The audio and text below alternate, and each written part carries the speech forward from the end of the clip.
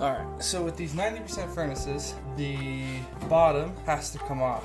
Oh, and so just when you're putting it on the thing. No, no, Yeah. right.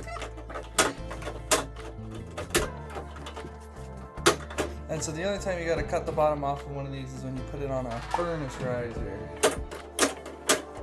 And the reason why we do that is so that we can have the unit get a little bit more airflow and move some more air around in the house.